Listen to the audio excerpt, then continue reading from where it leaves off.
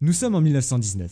La guerre opposant la jeune Union soviétique et la toute nouvelle Pologne fait rage. C'est dans cette guerre de nouvelle puissance qu'interviendra la France et le Royaume-Uni en aide à la Pologne. Parmi les Français, un jeune capitaine est détaché auprès de l'armée polonaise. Ce capitaine, affecté comme instructeur à l'école d'infanterie, n'est autre que Charles de Gaulle. D'abord témoin des épreuves traversées par la population polonaise, il prend ensuite activement part aux opérations avec le général Bernard au sein du 3e bureau du groupe d'armée sud. Après la victoire de la Pologne, il rédigera un rapport général sur l'armée polonaise.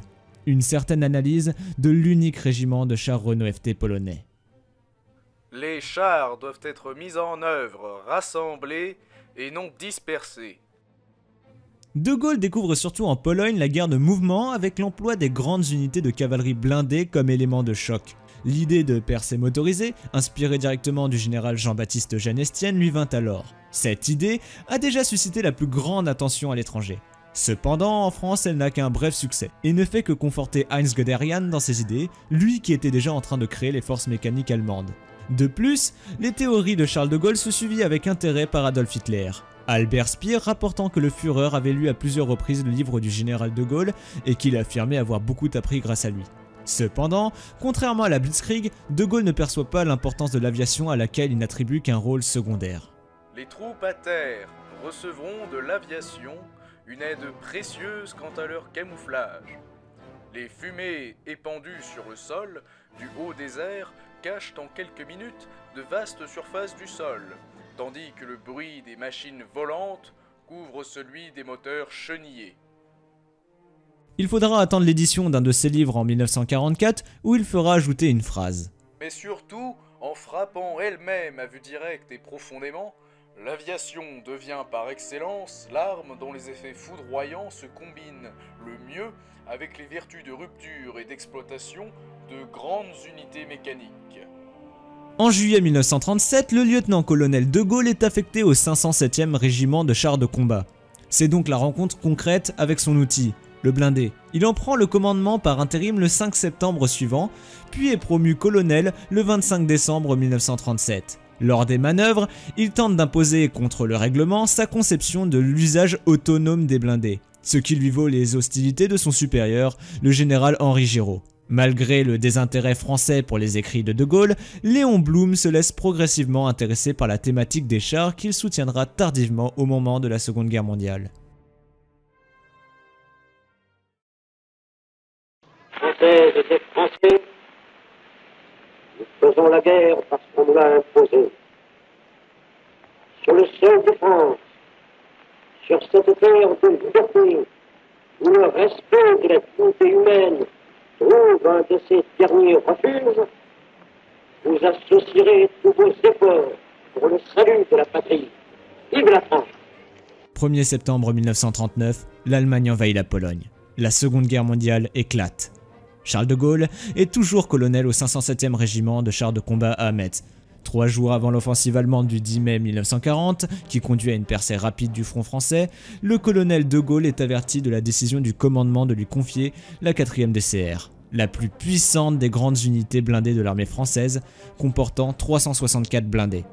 Il y prend effectivement le commandement le 11 mai, alors que les Allemands commencent leur offensive.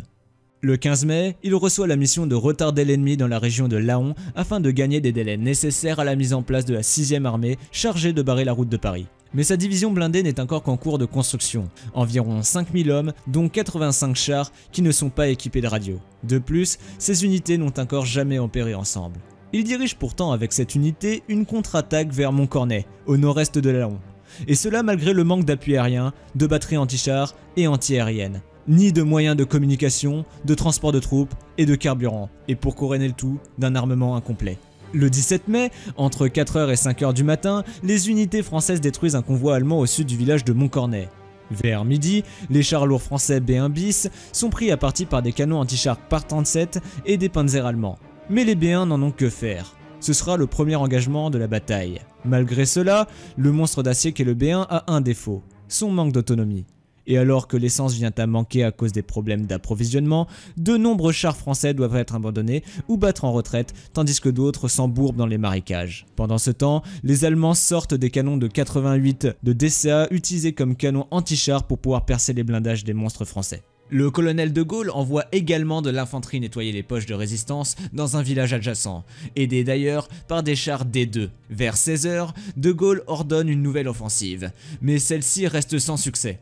Les équipages de chars n'ayant reçu aucune carte détaillée du secteur sont attaqués par les canons de 88 mm ennemis. Le commandant Bescon, chef du 46e bataillon qui a dirigé l'assaut, est tué, tandis que l'intervention de la Luftwaffe, vers 18 h 30, sonne le glas de l'offensive et force la 4e division de cuirassés à se replier.